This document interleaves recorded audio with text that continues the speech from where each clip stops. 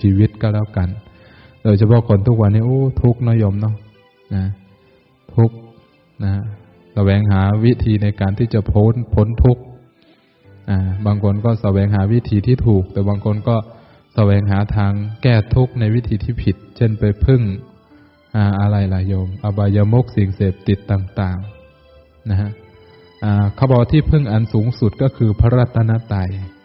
พระรัตนตรัยนี่แหละโยมจะเป็นที่พึ่งอันสูงสุดให้กับเรานะฮะแต่คนบางคนนี่พอมีความทุกข์มีปัญหามาก็หันหน้าไปพึ่งกับอบายมุขสิ่งเสพติดหรือว่าเหล้ายากล่าวว่าดื่มเข้าไปกินเข้าไปมันจะสลายทุกข์มันก็มีความสุขอยู่หรอกโยมในขณะที่กำลังเมากำลังดื่มกำลังกินนะแต่ส่างเมาเมื่อไหร่ความทุกข์ก็จะจรเข้ามาหาเราเงินที่จะเอาไว้ซื้อกับข้าวให้ลูกไปโรงเรียนไปซื้อเหล้าจะหาเงินอะไรเนาะมาให้ลูกอีกนี่ก็จะทุกข์ต่างๆนานา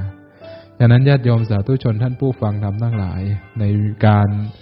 ใช้ชีวิตประจำวันในความสุขความทุกข์เนี่ยมันก็เป็นของคู่กันอยู่แล้วไม่มีใครที่ไม่เคยสุขไม่มีใครที่ไม่เคยทุกข์